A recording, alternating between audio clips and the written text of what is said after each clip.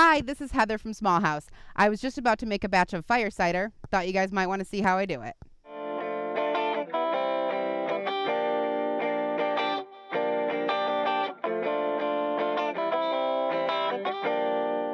You're going to find a lot of different recipes online for fire cider. I'm going to show you how I make it with the ingredients that we have here at Small House.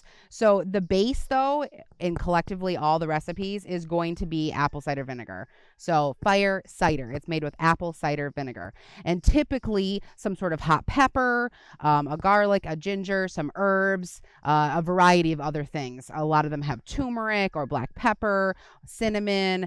Sometimes you'll see them with more floral herbs as well. So they range in a variety of flavors. So you can measure precisely your ingredients, or you can just take your ingredients and pop them in the jar, fill the jar with apple cider vinegar. That's what we're going to do today. Let me show you what I got. Garlic.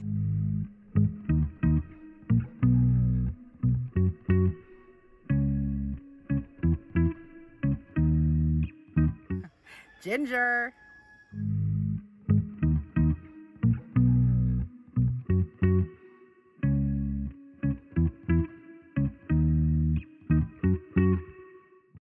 Cinnamon.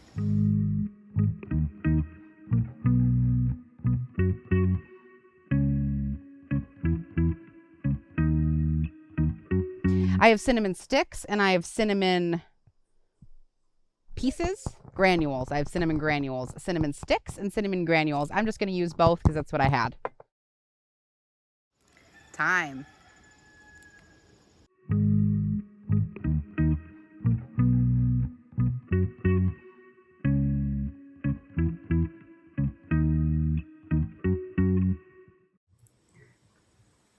Rosemary.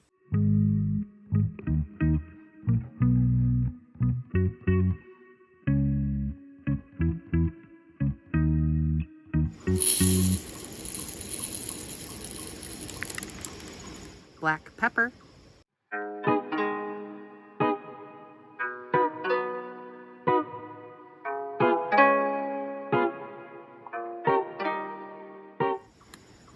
Turmeric.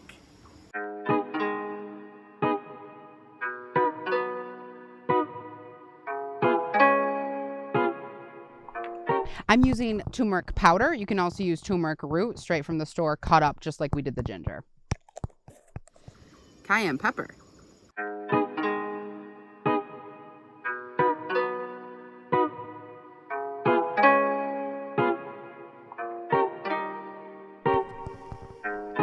I'm using whole cayenne pepper here. You can also use cayenne pepper flakes, cayenne pepper powder.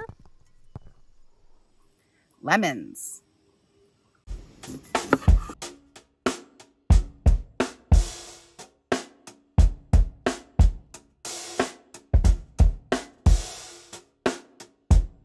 I'm using whole lemons here and squeezing some in there and dropping the whole lemon in there. You can also use lemon juice. Oranges.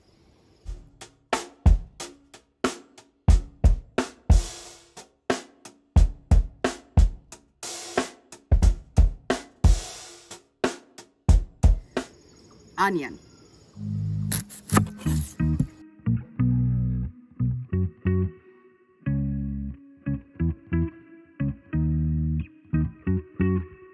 Onion is definitely an optional ingredient. I saw a recipe with some onion in it, and I thought that sounded really yummy, so I made it in my last batch, and I enjoyed it. So I'm adding it in this batch. Honey. Lots of honey.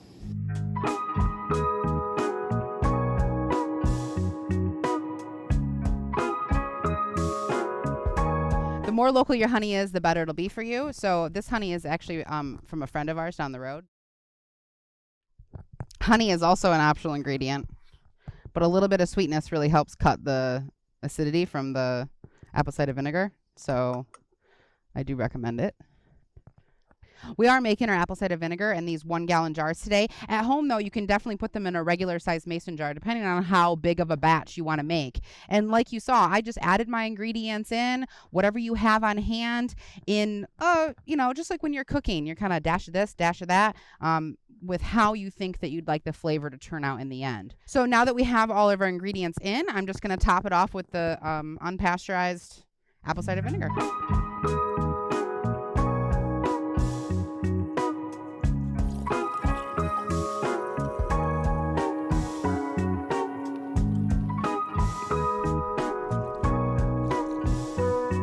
All right, one of the keys to making our fire cider is going to be that we're going to shake it really good and shake it once a day or around that amount.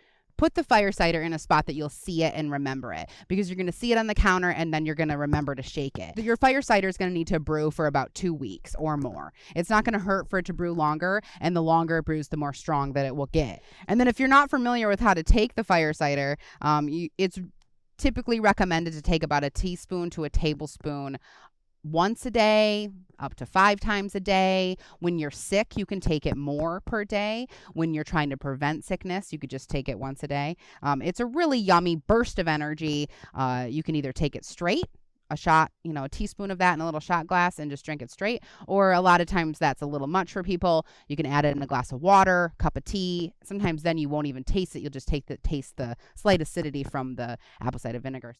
And typically the shelf life on the fire cider is about a year. But it is apple cider vinegar, so it does have a pretty unlimited shelf life. So as long as it isn't exposed to bacteria or it's not molding from some of the things that you have put in this fire cider, after about 2 weeks, you can filter, you can strain out what is in your fire cider so that you don't have the raw fruit and other herbs and things sitting in the apple cider vinegar. So then you don't have to be as worried about molding of those specific elements. But for the most part, it should last on your shelf in a cool, dark location for up to a year. And that's just how easy it is to make fire cider at home. Thanks, guys. See you next time.